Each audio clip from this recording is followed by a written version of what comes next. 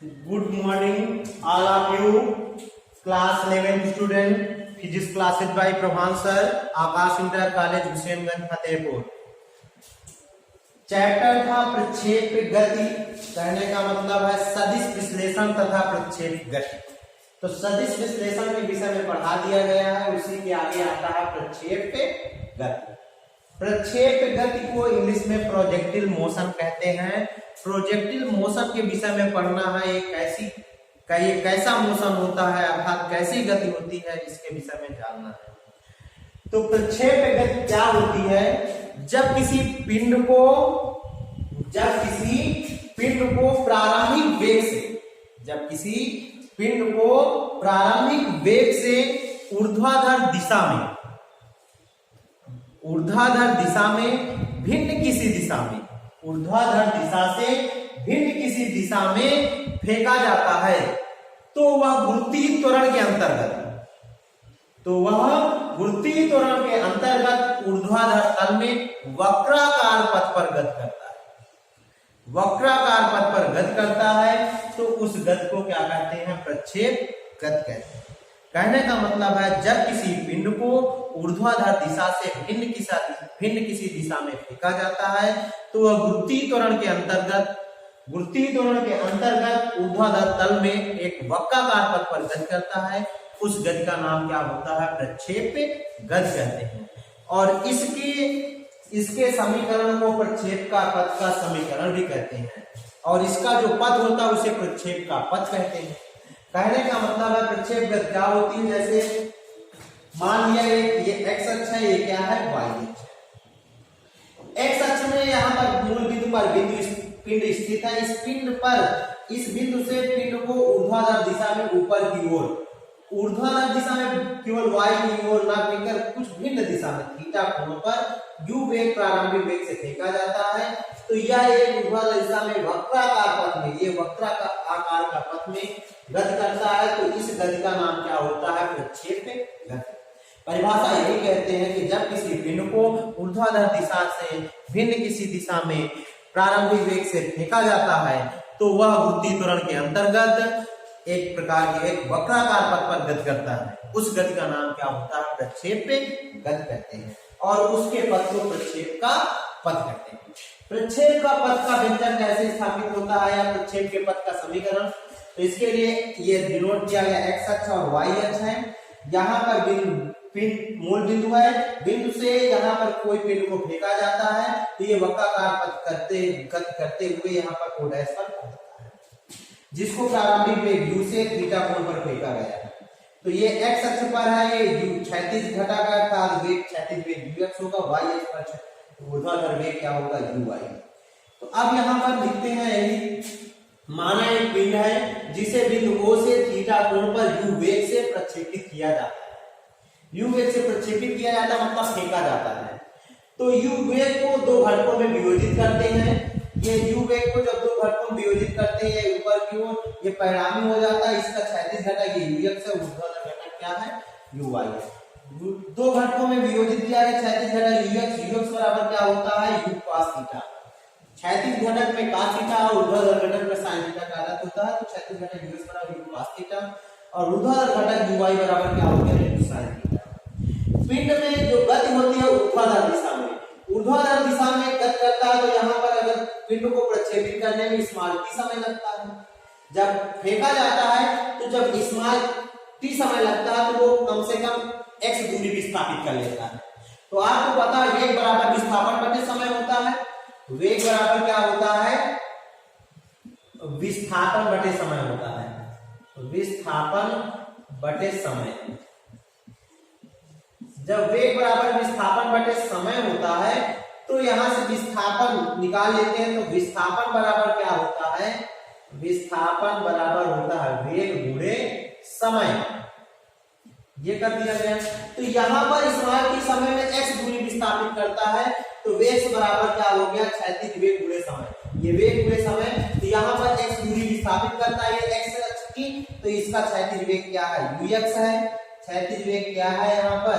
ux into समय में small t समय में है तो स्मॉल t है। तो यहाँ पर ux क्षैतिज वेग क्या है, ux बराबर क्या है, u cos थीटा। तो यहाँ पर u cos theta into t, तो यहाँ से t का मान निकाले थे, t इक्वल टू कितना आ गया जाएगा, x upon u cos theta. x क्या है, विस्थापन। जब t का मान निकल आता है तो पिंड क्या होता है, ऊर्ध्वाधर दिशा में गति करता है।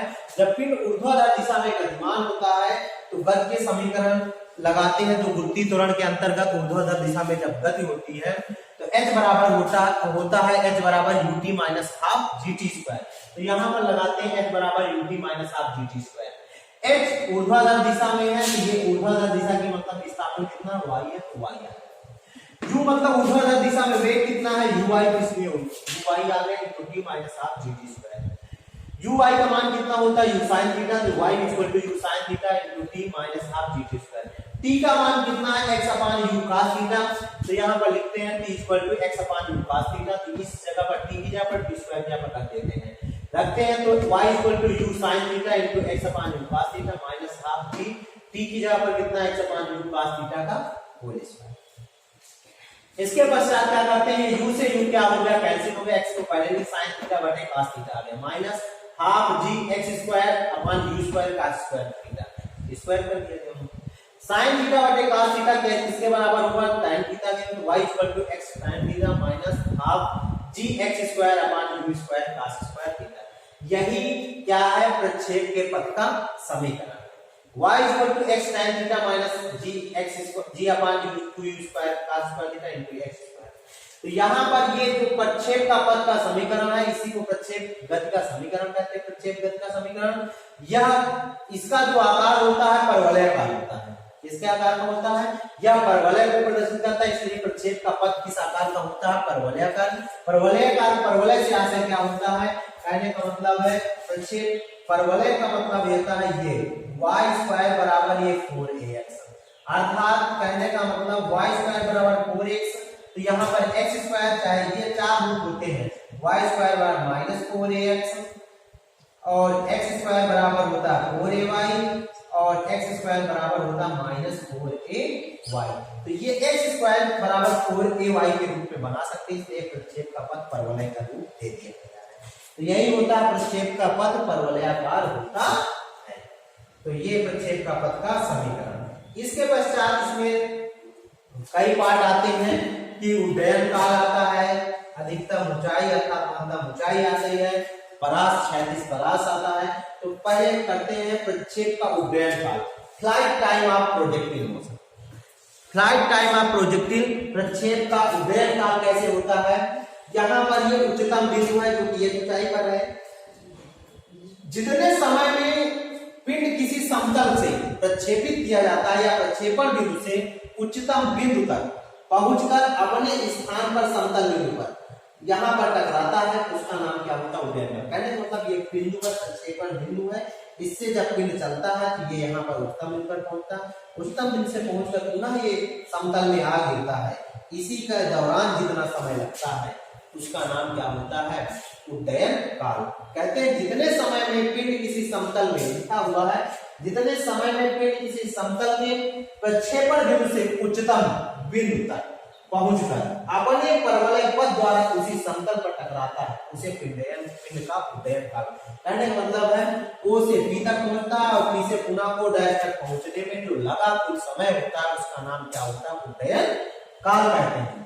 उड्डयन काल जो कैपिटल D से प्रतीक करते हैं, जब पिंड को प्रक्षेपित O से प्रक्षेपित किया जाता है तो P तक पहुंचता है, तो P तक पहुंचने में स्मॉल d समय लेता है, तब बिंदु P पर पहुंचना है तो स्मॉल d समय लगता है, तब अंतिम वेग यहाँ पर कितना हो जाएगा, इसका 0 हो जाएगा। प्रारंभिक वेग u से चलता है और P पर अंतिम वेग क्या हो जाएगा, v बराबर 0।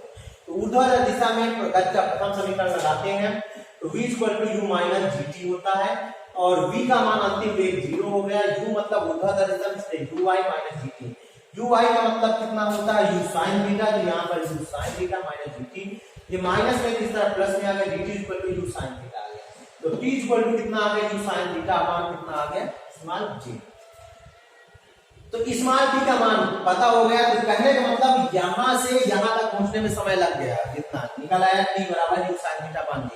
जितना समय यहाँ से वहां तक पहुंचने पी तक पहुंचने में लगता है उतना ही पी से ओ डैश तक आने में लगता है। तो इसका मतलब उड्डयन काल दुगुना कर दीजिए इस मालवी का।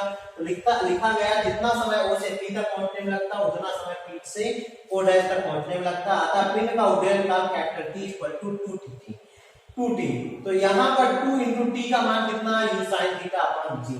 अर्थात पिंड का जो उड्डयन काल है कैपिटल टी इक्वल टू होता है 2 u sine theta upon g. U प्रारंभिक वेग है, थीटा कोण है, जी क्या है, भौतिक त्वरण। यही उड्डयन काल का क्या है, सूत्र है। तो इस प्रकार प्रक्षेप गति है, प्रक्षेप का पथ का समीकरण है और उड्डयन काल का फार्मूला निकालते हैं। तो इसके पश्चात महत्तम ऊंचाई और क्षैतिज पराकाष्ठा है, तो उसके लिए अगले दिन बताएंगे। आशा करते हैं आप लोगों को समझ में आ गया होगा। Thanks for watching this video.